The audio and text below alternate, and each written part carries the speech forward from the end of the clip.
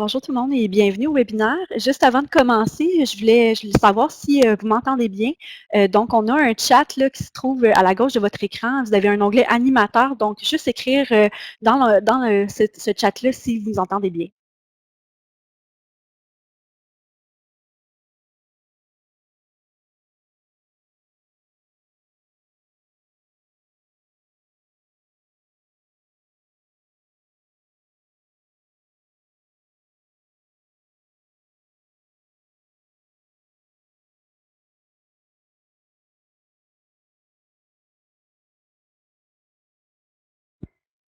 Merci beaucoup pour vos réponses. Donc, ça semble bien fonctionner. Donc, tout d'abord, je vous souhaite la bienvenue à notre webinaire d'aujourd'hui intitulé «L'hydrogéomorphologie d'un outil de diagnostic vers un outil de planification» qui vous est présenté par Nature Action Québec en collaboration avec la Ville de Saint-Jean-sur-Richelieu, la MRC du Haut-Richelieu, la Fondation ETAC et le COVABOR. Donc, merci d'être présent en ce grand nombre ce midi. Je m'appelle Anne-Marie Houde, je suis chargée de communication pour Nature Action Québec, puis je vais être votre animatrice aujourd'hui pour le webinaire qui vous sera présenté par Nathalie Landé en collaboration avec Maëlle Tripon et Marie-Ève Lafontaine-Messier. Donc, avant de commencer, juste petite question, petite explication technique. Donc, pour comprendre la plateforme dans laquelle on se trouve aujourd'hui, donc, je vous invite à découvrir les options qui vous sont offertes pour visionner le webinaire. Vous allez voir à gauche de votre écran, comme je vous expliquais, une fenêtre de clavardage. Vous pouvez nous écrire tout au long de la présentation dans l'onglet animateur pour nous poser des questions ou nous faire part de problèmes techniques. Puis, je vais pouvoir vous assister si besoin pendant la présentation. Et puis, je vais aussi compléter vos questions tout au long et on va y répondre seulement à la fin. Là, on a une petite période de questions qui est prévue. Puis vous allez également trouver en haut à gauche de votre écran un icône de casque d'écoute ou de haut-parleur, dépendamment de ce que vous utilisez pour nous écouter aujourd'hui, pour paramétrer vos réglages de son. Il y a également plus de paramètres qui se trouvent en haut à droite de votre écran sous l'icône d'engrenage. Pour voir la présentation en plein écran, vous avez toujours l'option aussi de fermer la zone de clavardage en cliquant sur la petite flèche à cet effet, une petite flèche bleue. Et puis, à la fin, on va vous demander, si possible, de rester avec nous quelques minutes pour répondre à notre court sondage pour en fait savoir votre niveau de satisfaction par rapport à aujourd'hui. Ça va nous aider là, à nous améliorer pour de futures peut-être présentations. Puis le sondage est aussi disponible dans les fichiers à télécharger de VIA si jamais vous voulez le consulter. Puis vous allez pouvoir nous faire parvenir aussi vos commentaires par courriel. À la fin du webinaire, on va vous laisser une adresse courriel pour nous écrire si jamais vous avez des questions par la suite du webinaire qui vous viennent. Puis on va vous partager également la présentation du webinaire par courriel à la suite de la diffusion. Donc, une petite présentation de nos conférencières aujourd'hui. Donc, notre conférencière principale qui est Nathalie Landé, chargée de projet chez Nature Action Québec. Donc, Nathalie a un bac en agriculture environnement ainsi qu'une maîtrise en agriculture et en gestion de territoire. Ensuite, pour la période des questions, on va avoir Marie-Ève et Maëlle qui vont être disponibles pour répondre aux questions. Donc, Marie-Ève Lafontaine-Messier qui est chargée de projet également chez Nature Action Québec, qui a un bac en agronomie ainsi qu'une maîtrise en agroforesterie. Puis finalement, on a Maëlle Tripon, qui est chargée de projet adjointe chez Nature Action Québec, qui, elle, détient un bac en sciences politiques ainsi qu'une maîtrise en environnement. Donc, sans plus tarder, je vais céder la parole à Nathalie pour débuter la présentation. Je vous souhaite à tous un très bon webinaire.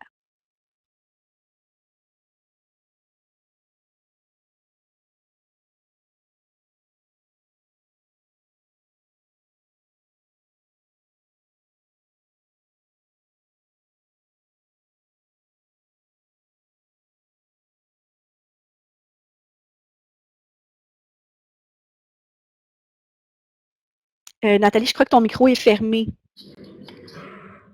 Bonjour à tous, est-ce que vous m'entendez bien? Moi, je vais refaire un test. Oui? Parfait. Très bien. Bon, je vais faire un petit mot d'introduction, ça permettra d'ajuster les sons des uns et des autres. Et si vous avez besoin que je monte ou que je baisse, vous me le signalerez. Bon, bonjour à tous. Donc, nous allons vous présenter une démarche exploratoire que nous avons mis en œuvre dans 2 bassins versants pour tester l'applicativité de l'approche hydrogéomorphologique. Alors aujourd'hui, il ne s'agit pas de vous présenter des conclusions fermes, mais bien de vous faire un transfert de nos apprentissages, des bons points, des atouts, des défis qu'on a trouvés et tout ce qui reste encore à faire pour avancer dans cette voie. Donc, je tiens à vous remercier d'être très nombreux aujourd'hui. Ça fait très plaisir. Je regrette juste de ne pas tous vous voir. Je vais laisser un peu ma caméra, mais si ça dégrade la qualité de la transmission, je la couperai. Vous me signalerez. Donc, ce projet s'est réalisé en collaboration avec la ville de Saint-Jean, la MRC du Haut-Richelieu et le soutien au comité de pilotage de l'OBV Covabar et de la Fédération de l'UPA de la Montérégie. Et enfin, ce projet n'aurait jamais pu se faire sans le soutien financier de la Fondation Intact, que nous remercions, et le Fonds pour la rivière Richelieu. Donc, petite introduction. Alors, je vais être la conférencière principale de la restitution de ce projet qui s'est déroulé depuis 2 ans et demi. Mais je tiens particulièrement à féliciter ma collègue Marie-Ève Lafontaine, qui est à l'origine de ce projet très novateur et qui me rejoindra sur le volet des questions en fin de journée. Donc, nous allons avoir une présentation en 4 parties. Une première où on va essayer de vous présenter l'hydro- et géomorphologie avec des mots d'un non-professionnel, avec mes mots et ma compréhension. Je vais essayer de vous résumer ce qu'on en a retenu, puis ça permettra aux hydrogéomorphologues qui sont sûrement dans l'audience de voir encore tout le chemin qu'ils ont à faire pour nous aider à nous familiariser avec tous ces concepts. Une deuxième partie où on va plutôt mettre en avant ce qu'on peut faire concrètement, ce qu'on a essayé de faire concrètement sur ces bassins versants.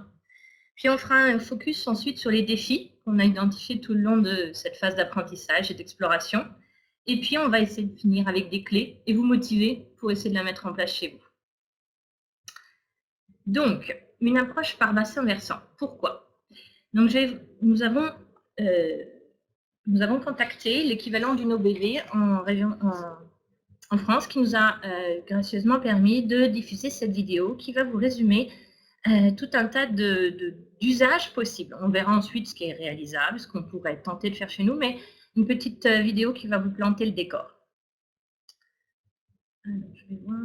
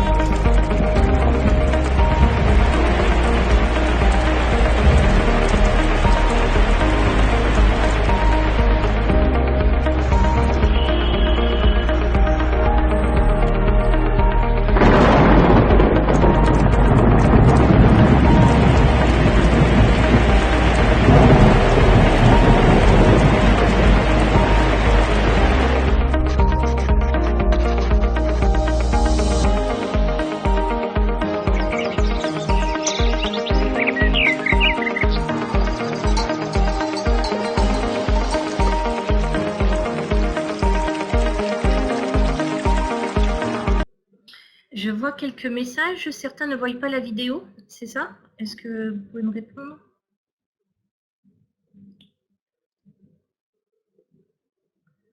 Ok, il semblerait que certains la voient et d'autres pas. Je vais couper ma vidéo pour améliorer la qualité de diffusion. Sinon, je vous laisserai le lien ultérieurement de toute façon pour pouvoir la consulter sur YouTube.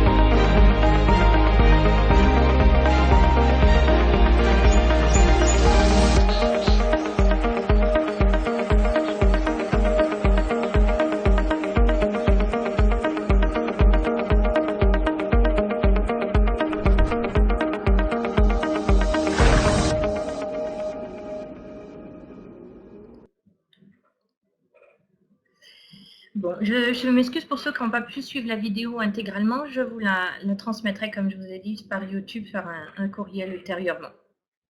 Donc, en fait, en partant de cette introduction sur l'applicativité possible qu'on pourrait faire dans un bassin versant, nous avons décidé de nous lancer à notre tour dans 2 bassins versants que je vais vous présenter. Donc, voilà. Vous allez voir tout le long de notre présentation, elle va se décomposer entre nos acquis, nos expériences, puisqu'on a fait nous-mêmes dans le cadre de notre projet. Donc, vous allez avoir des diapositives qui vont illustrer régulièrement, concrètement, ce qu'on a fait dans notre projet. Donc, on a choisi ces 2 bassins versants de Hazen-Bleury et de la Barbotte en cohérence avec la ville de Saint-Jean et la Mercey du Haut-Richelieu, notamment en lien avec les inondations récentes que les quartiers en aval de ces 2 cours d'eau d'Iberville avaient vécu récemment. Donc, vous remarquerez aussi que ces 2 cours d'eau, pour ceux qui nous écoutent de très loin à travers le Québec, j'ai vu des personnes du Témiscamingue, par exemple, donc ces 2 cours d'eau se jettent dans la rivière Richelieu, qui elle-même va plus en amont, plus en aval, se jeter dans le fleuve Saint-Laurent. On pourrait essayer de vous positionner ça dans le décor. Donc, ce sont des bassins versants très agricoles, vous voyez sur la carte, avec des zones résidentielles sur leur partie aval. Donc, une caractéristique d'enjeu de sécurité publique en aval et d'enjeu de préservation du potentiel agricole en amont.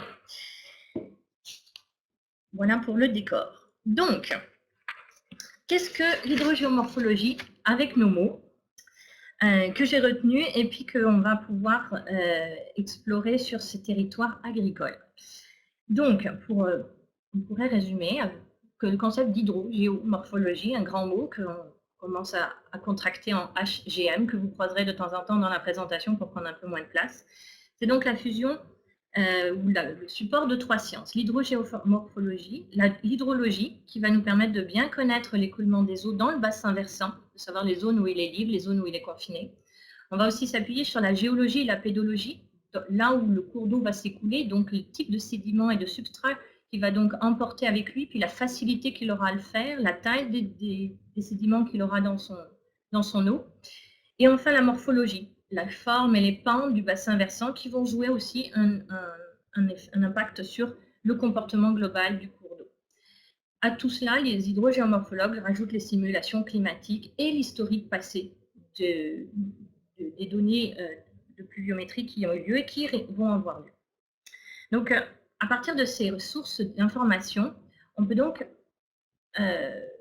poser un diagnostic de rivière que nous résumons aujourd'hui en 3 étapes. Alors, je m'excuse pour les hydrogéomorphologues qui passent des mois, et j'en ai encore fait les frais récemment, des jours et des semaines à analyser ces données. Les résumer en 3 étapes, c'est court, mais c'est tout le cœur du diagnostic qui nous permet de poser ensuite, de passer d'une étape de diagnostic à de la gestion derrière. Donc, un premier diagnostic très fort pour nous, c'est la mobilité. On cherche à savoir comment va être mobile la rivière. De 2 types de mobilité, on va être en mobilité soit latérale, elle va chercher peut-être à retrouver d'anciens méandres qu'elle aurait eu éventuellement, ou tout simplement changer son cours son lit à l'occasion d'un à-coup climatique, d'une pluie. Donc la rivière va avoir une mobilité latérale dans un espace de bon fonctionnement. Elle va aussi avoir une mobilité verticale. Elle va avoir des tendances soit à se creuser, s'inciser dans certains cas, au détriment des berges qui vont s'effondrer pour supporter ce creusement, ou dans l'autre sens, une mobilité verticale vers le haut, où elle va chercher à s'ensabler pour se trouver un lit plus large. Donc, on va avoir des comportements différents, et ça, c'est important pour pouvoir prédire ce qu'elle va faire et où elle va le faire. Autre point aussi de diagnostic, c'est les zones d'inondabilité. Donc, la rivière, en fait, va chercher ponctuellement, va avoir des zones de débordement ou de refoulement. Ce sont les 2 phénomènes qu'on peut retrouver dans l'inondabilité, que nous avons rencontrés dans l'inondabilité dans nos diagnostics actuels. Donc, selon le type de phénomène que l'on retrouve et son ampleur, on n'aura pas les mêmes solutions à déployer. Donc, c'est important d'identifier ces points-là. Et dernière phase d'un diagnostic important pour nous dans nos bassins, c'est d'identifier les secteurs où la sédimentation va être active. Alors, soit on a un cours d'eau qui est trop faible, et dans ce cas-là, on a des sédiments qui se déposent, on va avoir des stagnations, puis là, c'est derrière des enjeux d'entretien, par exemple. Puis on va avoir des zones où au contraire, le cours d'eau est très rapide avec un fort débit. Et là, il va chercher à gruger ses berges pour compléter sa charge sédimentaire. Donc, ces 3 points nous permettent aujourd'hui de construire des diagnostics pour nos enjeux dans nos bassins. Donc, nous avons déployé ça. Et donc, dans le cadre de notre projet, nous nous sommes appuyés sur la firme JFSA pour produire ces diagnostics dans nos 2 bassins versants. Et là, vous avez à l'écran 2 exemples de cartes qui illustrent soit des zones d'inondabilité sur le cours d'eau d'Azenbleury, puis vous avez un autre exemple de carte des enjeux sédimentaires pour la Barbotte. Donc, vous avez les notes. Donc ça a été la première partie. Poser un diagnostic. Alors aujourd'hui, ça se résume en quelques diapos, mais c'est vraiment un long travail. Puis je tiens à reconnaître avec la firme JFSA que c'était un travail nouveau pour eux, pour nous. Donc on a tous appris en avançant. Qu'est-ce qu'on en a tiré? Nos premiers apprentissages. On a changé notre vision du cours d'eau. Ça nous a permis de comprendre qu'une rivière, elle évolue. Et ce qui était vrai hier, il y a peut-être 50 ans, quand on a structuré les cours d'eau avec l'aide du MAPAC en milieu agricole pour linéariser, pour un potentiel agricole, était vrai hier, mais est juste différent aujourd'hui. C'est pas faux, c'est juste différent aujourd'hui parce que la rivière évolue, que depuis il y a 50 ans qu'ils se sont passés, puis qu'elle a eu ses propres flux et mobilités qu'elle a déployés. Et ça sera encore différent demain. Ça, il faut aussi qu'on le retienne, c'est que ce qu'on pourrait imaginer aujourd'hui pour répondre aux problématiques d'aujourd'hui ne le seront même plus vraies demain, compte tenu des changements climatiques notamment, et de la vie du cours d'eau lui-même. Donc, il faut vraiment avoir une vision mobile du cours d'eau, mais mobile dans le temps, pas uniquement dans l'espace. Donc ça, c'est quelque chose, ça a été une première révolution de notre vision. Et donc, ça impacte des choses différentes en mode de gestion quand on admet ce concept. Alors, juste une petite illustration que nous avait fournie à l'occasion d'une formation d'apprentissage du concept. Là, j'ai repris une diapositive que nous avons décomposée de Silvio Demers. Donc, pour résumer un petit peu l'évolution naturelle d'une rivière. On verra que quand l'homme s'y met, ça modifie les choses, mais un cours d'eau à un stade initial aurait cet état-là. Il a subi, dans notre histoire ici, une linéarisation, donc on l'a canalisé. La rivière, par réponse, a cherché donc à s'inciser. C'est souvent le stade 3 que l'on trouve. Il se creuse dans le cours d'eau du milieu agricole. En se creusant, il cherche de nouveau à ajuster son nouveau lit à un nouveau gabarit. Cette étape-là est souvent celle qu'on rencontre aussi actuellement dans nos cours d'eau avec des berges qui s'effritent, qui se grugent, qui tombent. Elle va chercher à s'élargir, puis à circuler à nouveau dans les nouveaux sédiments qu'elle se crée dedans. C'est le stade 5. Puis on atteint un nouvel équilibre où elle se retrouve à sinuer dans ces sédiments qu'elle s'est créés. Donc en fait, la rivière va chercher naturellement à atteindre un stade d'équilibre. Nous, ce qui se passe souvent dans ce que l'on rencontre, comme dans la vraie vie, c'est qu'on intervient souvent entre le stade 3 et 4. Dès que la rivière commence à de nouveau s'élargir, à trouver un autre lit qui se dimensionne sous son nouveau calibre, on se retrouve à avoir du sable dedans et qu'est-ce qu'on fait? On fait un entretien, on retourne au stade 3. Mais la rivière, elle va chercher un équilibre. Donc, ça va être un cercle vicieux de continuer de tenir un stade 3 dès que le stade 4 se revient. Donc ça, c'est quelque chose qu'il faut avoir en tête, c'est que aujourd'hui, on le vit, les entretiens peuvent devenir de plus en plus fréquents, et puis on a dit que les changements climatiques modifieront aussi les débits, les volumes. Donc ce système de maintenir ce stade 3 n'est peut-être pas quelque chose de durable, et sûrement de moins en moins économique. L'autre option, c'est d'aller laisser jusqu'au stade 6 les effets, et ça peut prendre beaucoup de temps aussi. Donc un des enjeux souvent est de savoir la vitesse des phénomènes, pour savoir combien de temps on a devant nous pour ça, et puis est-ce qu'on a la place aussi pour atteindre cet état-là. Une autre option, c'est aussi d'aider tout simplement la rivière à passer plus vite ses états, sans qu'elle soit trop nuisible à chaque stade.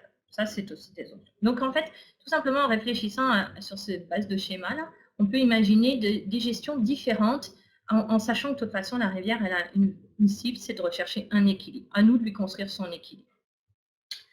Donc, ça a été un de nos autres apprentissages, c'est que le cours d'eau évolue et que donc il fallait construire des nouvelles actions de gestion adaptées à à ces apprentissages.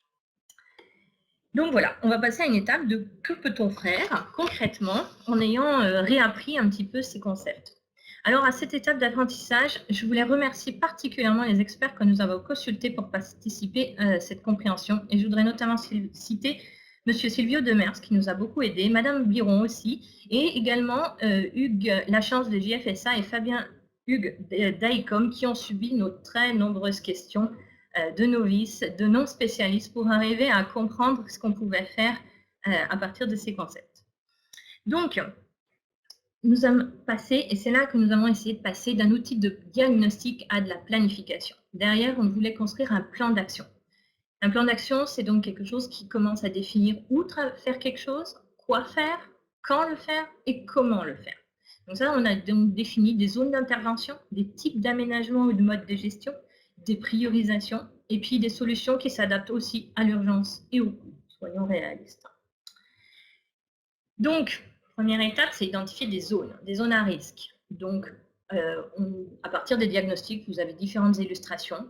Les zones à risque, c'est peut-être des zones d'anciens méandres où on va avoir des rives un peu plus molles, des zones de remblayage qui sont peut-être pas tout à fait connectées de la même manière que historiquement. Donc, c'est des zones qu'il faut avoir en surveillance, par exemple.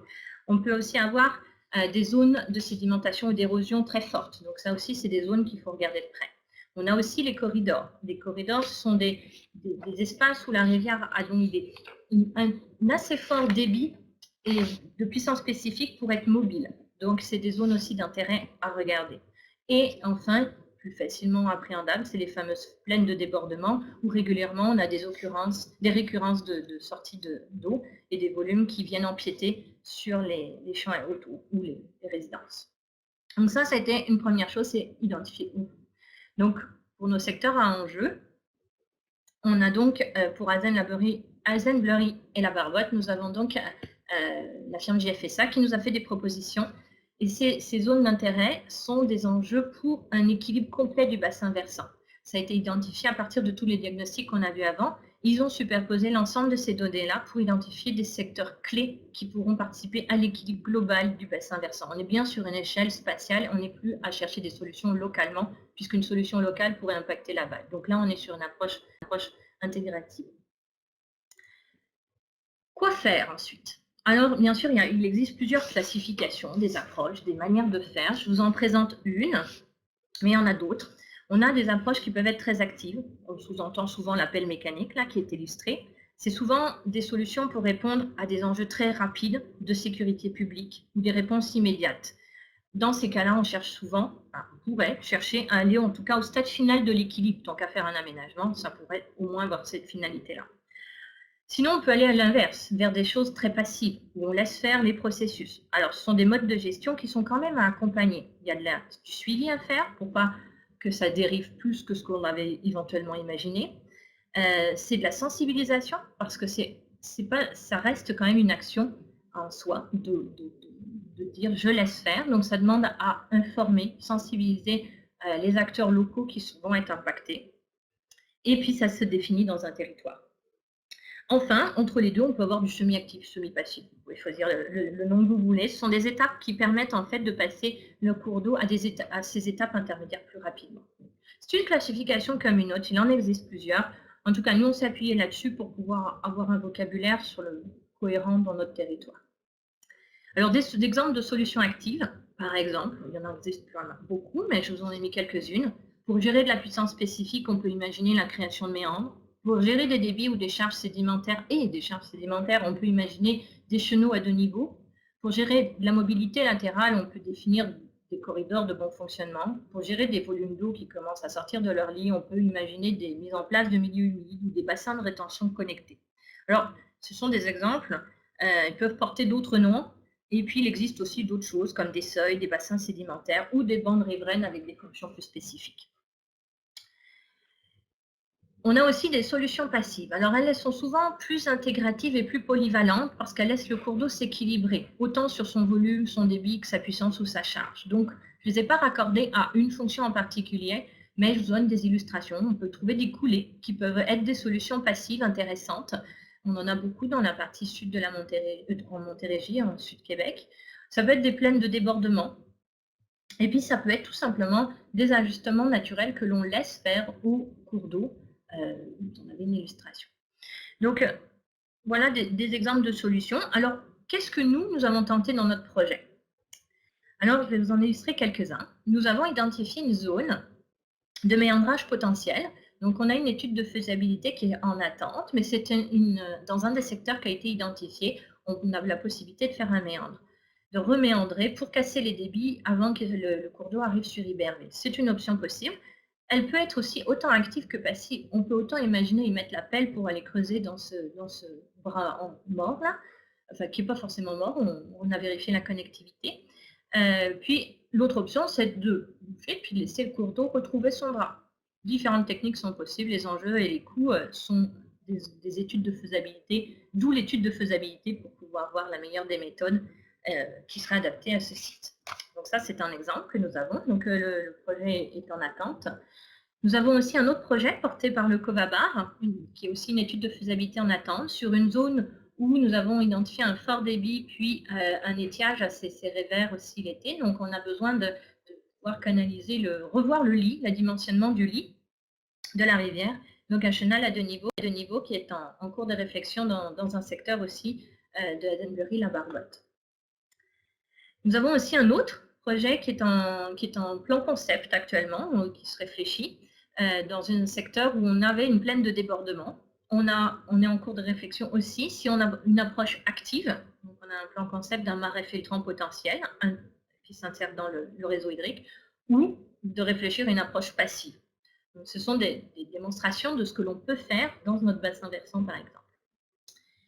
Et autre illustration d'un projet que nous avons aussi en cours, dont nous avons un corridor de bon fonctionnement sur un côté d'une rive, où nous avons appliqué notamment, donc là c'est des hydrogéomorphologues là, qui vont être les spécialistes, mais l'équation du Vermont pour dimensionner la bonne largeur du cours d'eau dans ce tronçon-là. Notamment, vous avez vu, c'est un coude en plus, donc c'est d'autant plus adapté de pouvoir mettre une bande de protection parce que la parcelle que vous voyez va être en construction. Donc, c'est tout l'intérêt de pouvoir préserver, d'anticiper dès le début, de préserver la sécurité publique des habitations qui vont être dans ce lot. Donc voilà, vous avez des exemples dans notre projet. Donc, comment passer finalement d'un diagnostic à d'identifier des interventions, puis nous sommes allés jusqu'à créer ces concepts. L'étape suivante, c'est prioriser et planifier. Donc là, il y a quand même des choses qu'il faut avoir en tête. C'est que pour planifier quelque chose à l'échelle d'un bassin versant, il faut prendre plusieurs choses en compte, dont notamment la sécurité des personnes et des biens. C'est une priorité principale et qui souvent nous conduit des fois à être réactifs. Mais quand on fait un diagnostic comme on vient de le réaliser sur ces bassins, on peut quand même déjà identifier des zones qu'on pourrait faire, donc passer du stade réactif à de l'anticipation. Bien sûr, le coût va être aussi un paramètre qui fait que dans la planification, ça rentre en compte, mais aussi la récurrence et la probabilité. Donc, il faut vraiment qu'un phénomène aussi soit récurrent, mais les simulations climatiques nous aident aussi à pouvoir voir la récurrence de ces phénomènes et la probabilité que ça arrive. Donc, tout ça nous permet de conditionner si on va avoir des approches actives, passives ou réactives. Alors, dans le cadre de notre projet, nous avons donc utilisé les lieux identifiés par l'étude, mais aussi nous avons travaillé avec la MRC sur un historique des entretiens qu'il y a eu. Et ça, déjà, dans toutes vos MRC, vous pouvez déjà avoir cette étape-là. Déjà, utiliser rien que les données que vous disposez en interne pour pouvoir voir si déjà vous avez des zones où vous êtes régulièrement tenus à retourner pour intervenir. Ça, c'est des outils que vous avez déjà accessibles chez vous. Et puis, c'est aussi de voir aussi les secteurs qui n'ont pas eu d'intervention. Peut-être ils sont stables ou peut-être ils arrivent à la limite de leur capacité, puis c'est peut-être là. Et comme je vous parlais d'anticipation, c'est peut-être là qu'on a tout l'intérêt de se poser la question quelques années avant qu'un phénomène arrive pour pouvoir prévoir des modes de gestion nouveaux. Parce que vous allez voir, le temps est un facteur très important quand on fait de la planification hydrogéomorphologique.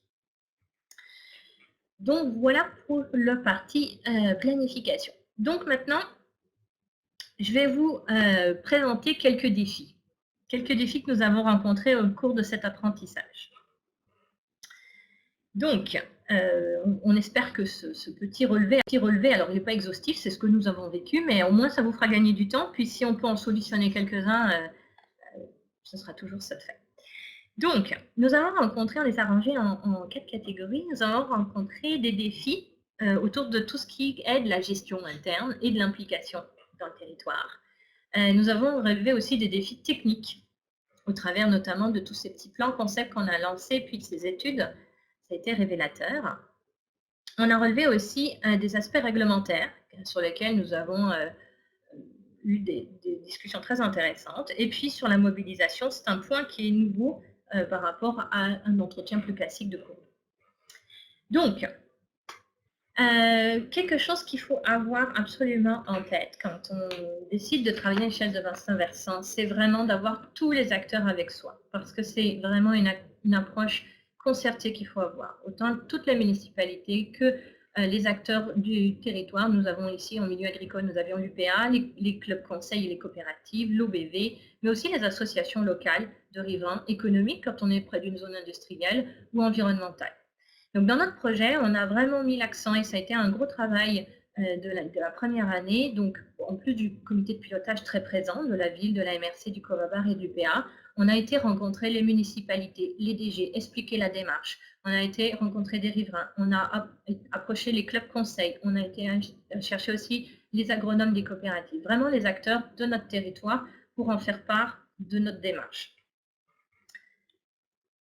Autre défi aussi, c'est du financement. C'est pas facile, c'est pas la même facture là qu'un entretien classique. Alors peut-être qu'on pourra toujours en parler au gouvernement de revoir vos allocations pour les entretiens de cours d'eau, mais en tout cas, il faut chercher des financements complémentaires et ces fonds ne sont pas toujours dans un calendrier adéquat. Quand certains programmes proposent de tout faire dans la même année, c'est pas facile quand il faut penser à toutes les études de faisabilité préalables, quand ensuite il faut poser les demandes d'autorisation pour les travaux. Et il faut adapter aussi des fonds et un calendrier adéquat. Je passe des messages, j'espère que vous les prendrez avec bonne humeur. Donc nous, dans le cadre de notre projet, donc, nos premiers financements ont été la Fondation Intact et le Fonds de la Rivière Richelieu. Merci à la MRC et à la ville pour ça. Pour les études qui sont en cours et en attente, nous avons candidaté au programme du PRCMMH puisque c'est vraiment adapté à ce programme. Enfin, on suppose, en tout cas pour de la création ou de la restauration de milieux humides ou hydriques. Et puis pour les travaux, nous avons encore un joli point d'interrogation puisqu'ils suivront derrière les études. Donc ça sera d'autres niches. Mais voici ce que nous, on a pu trouver. Puis je pense que si vous avez des idées, puis s'il y a des ministères présents aujourd'hui dans l'audience, venez nous proposer vos solutions, on sera content. Autre chose, mobiliser, informer. C'est nouveau l'hydrogéomorphologie, c'est un terme qu'on commence à mettre dans la bouche, mais qui n'est pas toujours facile à expliquer. Je suis sûre qu'il y a encore beaucoup d'améliorations. Donc, c'est des nouveaux concepts, mais il faut pouvoir les vulgariser, les mettre à notre portée, puis les mettre à portée des acteurs locaux, des riverains. Donc, on a pris la peine de le gros rapport que nous avait proposé JFS1, on a pris la peine de le synthétiser en 8 pages, puis on l'a communiqué dans notre bassin versant à tous les acteurs que nous avions rencontrés au démarrage. Je vous ai cité les clubs, les municipalités, tous. On a aussi, dans cette action de mobiliser, d'informer, on a aussi organisé une grande formation auprès des accompagnants du territoire. Quand je parle des accompagnants, c'est toutes les personnes qui sont ensuite en contact avec des riverains. Monsieur Sylvio Demers a fait une très belle intervention en mai cette année pour poser le décor, poser les concepts. On a poursuivi par des rendez-vous individuels cette saison pour aborder les riverains qui étaient concernés par des sites identifiés d'intérêt pour notre projet. Donc, avec une réception très intéressante, mais on s'est rendu compte qu'on avait vraiment à poser d'abord le concept avant de pouvoir parler des aménagements ou des modes de gestion. Puis actuellement, nous sommes en cours d'enquête des riverains, alors avec les moyens du bord. Une enquête téléphonique, c'est à cause du Covid, mais on essaye d'identifier les concepts et les perceptions qu'auraient les riverains de leur cours d'eau. Notre idée, en fait, c'est d'arriver à faire converger perception et ces avancées scientifiques de l'hydrogéomorphologie. Parce qu'il faut trouver un terrain d'entente pour parler le même langage. Vous êtes tous au courant, vous êtes des acteurs du terrain. Donc, il faut arriver à faire la jonction. Donc, il faut passer à cette étape de vulgarisation et elle prend du temps. Mais elle est vraiment nécessaire pour avancer. Aussi, autre défi, c'est l'acceptabilité. On en a identifié 3. On a identifié une acceptabilité sociale à devoir poser dans le territoire, une acceptabilité financière, parce que c'est d'autres enjeux, et puis une acceptabilité technique. Alors, dans nos apprentissages, je ne dis pas qu'on a réussi à les résoudre, hein, mais on a bien identifié des choses. On doit d'abord gérer ce qu'on appelle pour nous là le changement d'échelle. Comment arriver à, je ne dirais pas convaincre, mais expliquer, déployer comment un aménagement localisé porté par des riverains locaux peut servir au collectif, puis pourquoi cet endroit-là, pourquoi eux, pourquoi celui-là. Donc, le changement d'échelle, d'arriver à expliquer si ça tombe chez vous, mais c'est pour tout le monde, c'est quelque chose que vous connaissez dans d'autres domaines, dans d'autres thématiques, mais c'est quelque chose qui est vraiment important parce que là, on n'est pas... c'est vrai que des fois, quand on a de la stabilisation de risque, c'est facile, on met quelques cailloux, on stabilise, on sait que ça sert là, mais là, on va devoir faire des choses plus différentes et qui ne servent pas que pour là, qui servent pour tout le bassin. On doit aussi gérer le multi-riverain. Quand un aménagement est identifié ou un mode de gestion localisé à un endroit, ça suit plusieurs kilomètres. Ça peut suivre kilomètres, au moins une centaine de mètres. Et donc, on va se retrouver avec des profils de riverains différents.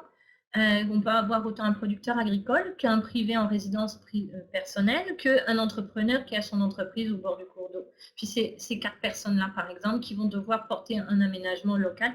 Donc, il va falloir trouver des manières d'aborder la problématique avec des profils différents et des enjeux différents pour le producteur que pour l'entrepreneur ou le résidentiel. Donc là, ça demande de la concertation. On a aussi un autre paramètre, c'est l'emprise spatiale. Donc là, c'est des dimensions différentes de ce que l'on a dans l'entretien classique. Donc, quelle va être aussi la discussion que l'on peut avoir avec les riverains sur, dans la négociation avec les riverains sur l'emprise de l'aménagement et puis justifier le risque que l'on va avoir, l'emprise du risque, l'occurrence du risque, donc tous ces paramètres aussi. Donc, derrière l'emprise spatiale, il y a des discussions de risques qui sont à faire émerger. Autre point aussi qui va forcément qui revient dans la discussion, c'est, on parle d'emprise, il y a forcément donc un territoire et derrière, il y a un coût sur ce territoire. Parle-t-on dans ce cas-là juste d'indemnisation? Allons vers une rétribution? Si on va dans ces directions-là, à quel prix? Quelle forme de contrat? J'ai mis des points d'interrogation. Je n'ai pas la réponse aujourd'hui, mais c'est des points qui forcément doivent être abordés un jour. Et puis enfin, autre apprentissage dans l'acceptabilité, c'est qu'on ouvre des nouvelles contraintes techniques, et puis c'est le point que je vais développer ensuite. En tout cas, tout ça pour vous dire que pour ceux qui ont envie d'ouvrir des grands projets de concertation, de réflexion, d'implication, ces apprentissages ont plein de points d'interrogation, et donc on pourrait largement ouvrir des sujets, donc un appel aux intéressés. Est-ce que, donc on va passer sur un point technique. Je vois que quelqu'un vient de me mettre un message comme quoi il n'entend plus rien. Est-ce que les autres personnes m'entendent? Est-ce que c'est correct? Juste un petit oui ou un non? C'est bon, ok. Je continue.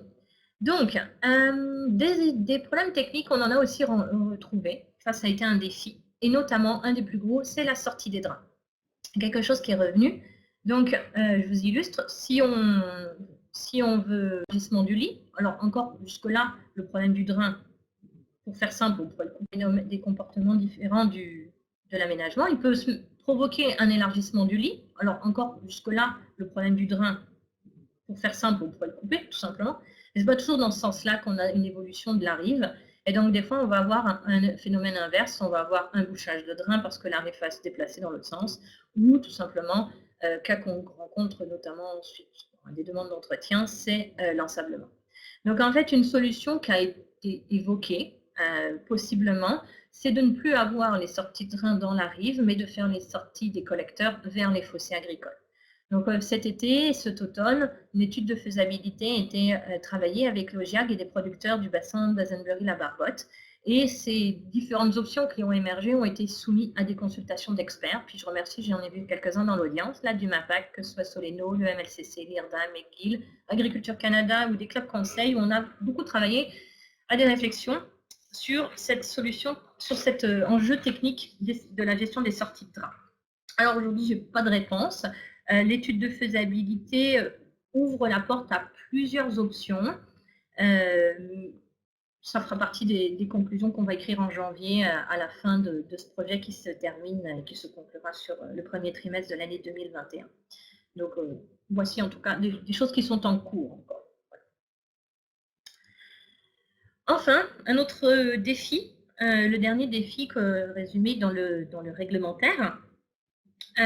Donc, en fait, on a identifié des acteurs qui ont des enjeux différents sur le réglementaire. On a les enjeux des acteurs municipaux et MRC qui se retrouvent à devoir gérer des conflits un peu de mandat entre ce que demande la politique des rives ou de la politique sur les compétences municipales face à ces concepts d'hydrogéomorphologie.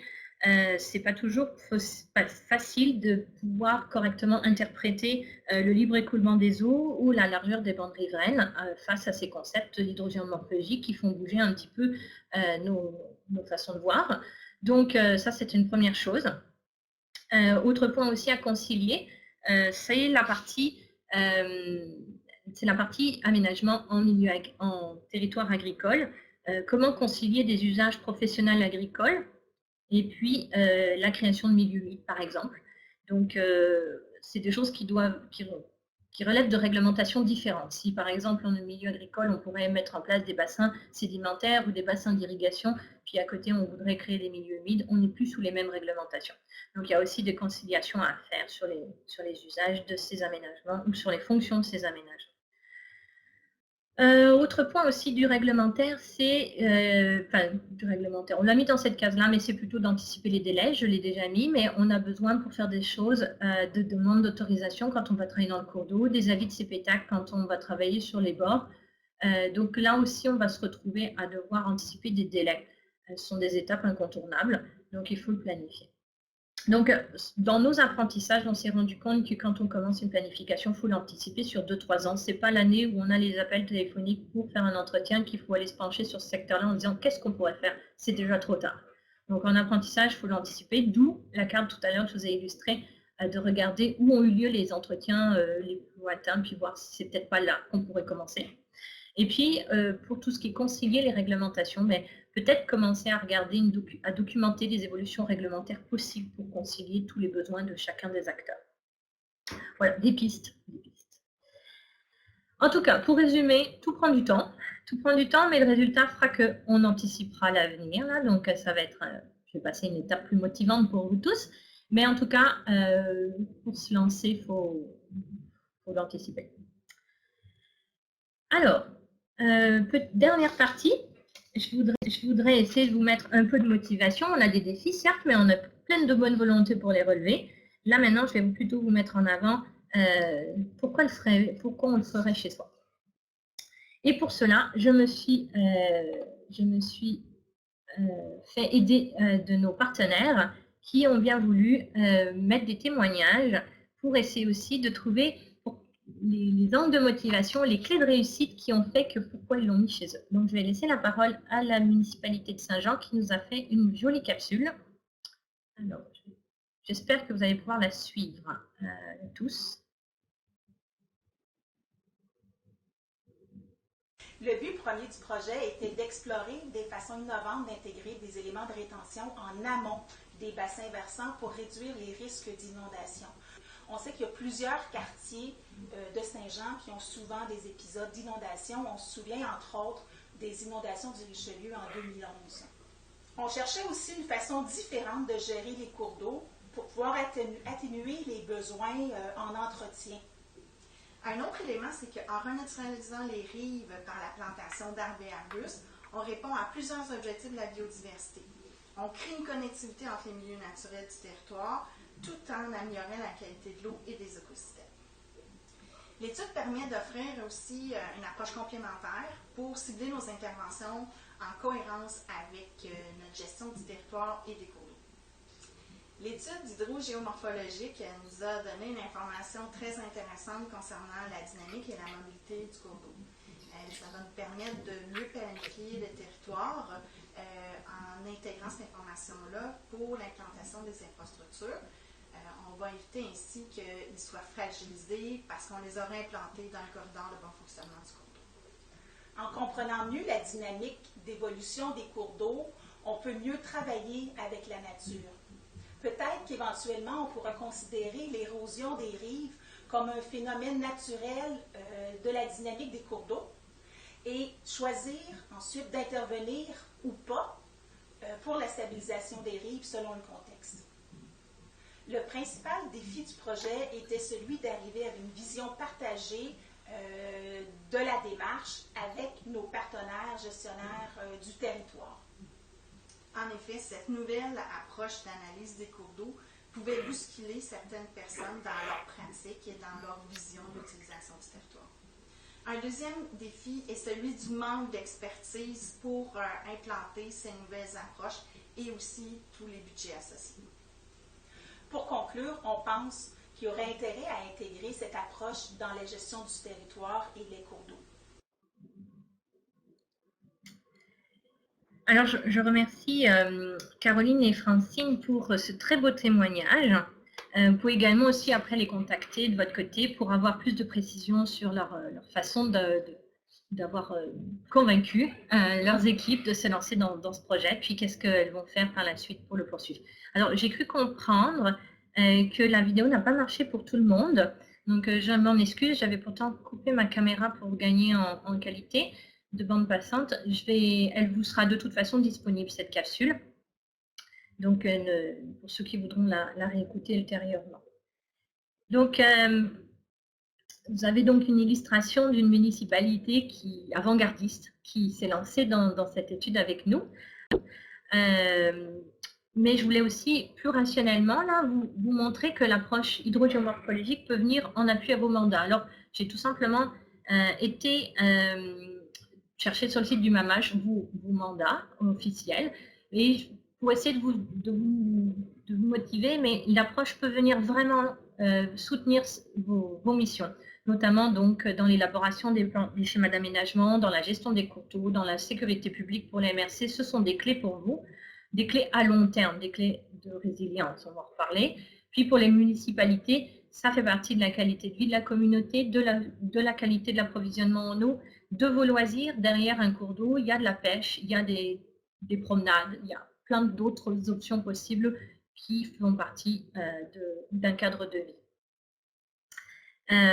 Donc, je vais vous résumer en tout cas pourquoi ça serait vraiment intéressant pour vous de mettre quelque chose en place. C'est une solution qui va intégrer le long terme climatique, le long terme de résilience nécessaire qu'on recherche tous aujourd'hui. C'est une approche qui est intégrative et à ce titre-là, c'est pour ça qu'on peut l'envisager à long terme. Elle va être un très fort enjeu de sécurité publique.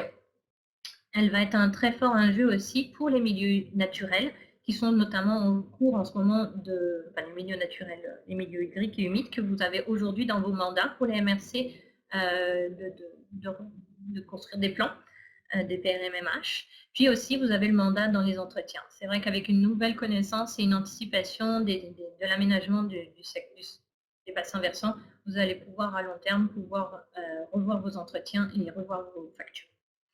Donc ça, c'est une solution qui pourrait être à votre échelle.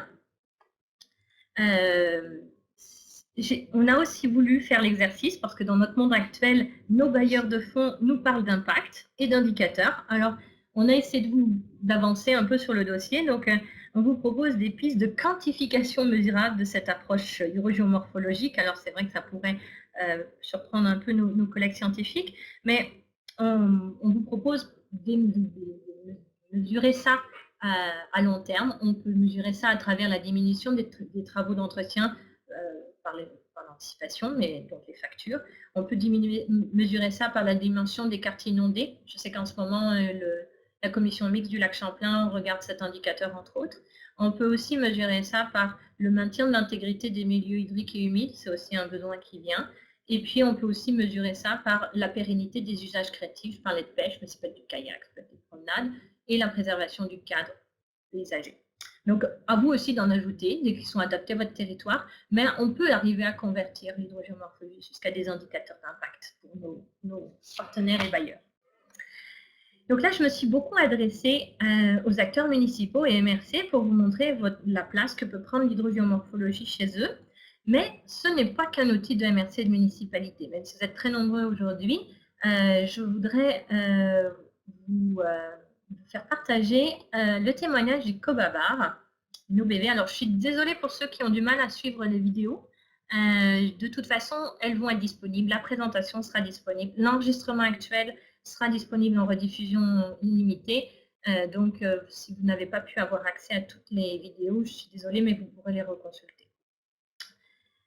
Alors, voilà. Bonjour, je suis Caroline Côté-Larose, chargée de projet au chantier pour le Covabar, l'organisme de bassin versant Richelieu et zone Saint-Laurent. Donc, l'approche par hydrogéomorphologie s'accorde très bien dans la mission d'un organisme de bassin versant. Et il faut se rappeler que l'humain a longtemps pensé qu'il pouvait dominer la nature. L'urbanisation et certaines pratiques agricoles ont modifié le régime hydrologique des cours d'eau. On a modifié la morphologie de plusieurs cours d'eau en les linéarisant, par exemple. Heureusement, on a compris qu'il faut travailler avec la nature et l'hydrogéomorphologie est une approche en développement au Québec. Ça permet d'apporter un cadre d'analyse complémentaire aux pratiques de gestion des systèmes hydrologiques.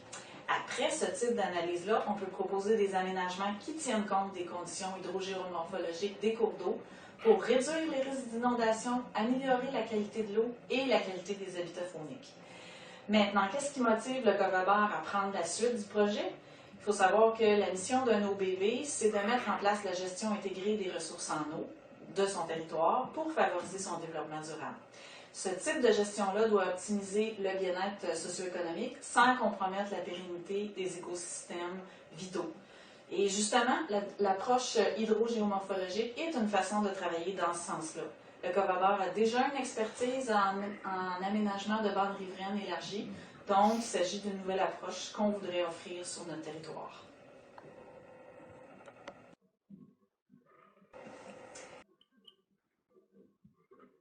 Alors, je remercie beaucoup Caroline Côté-Larose du Covabar pour ce beau témoignage aussi. Alors, je voudrais féliciter le Covabar et notamment Marcel Comiret, son directeur, qui a décidé de s'engager dans cette voie d'avenir. Et c'est aussi le fait que le Covabar ait choisi de porter la suite de la gestion de ces bassins versants avec cette approche est une très belle réussite de ce projet pilote exploratoire. Parce que nous avons vraiment un partenaire local qui s'approprie les concepts et qui en fait un mode de gestion dans son mandat.